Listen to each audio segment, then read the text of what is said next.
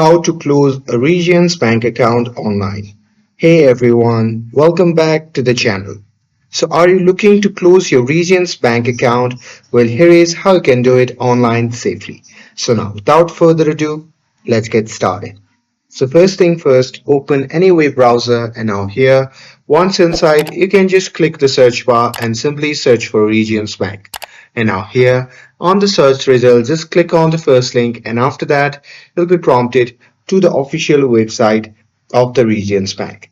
Now here, simply log in using your online ID and password, and once you are logged in, from the dashboard, you can go to the customer service and select account services.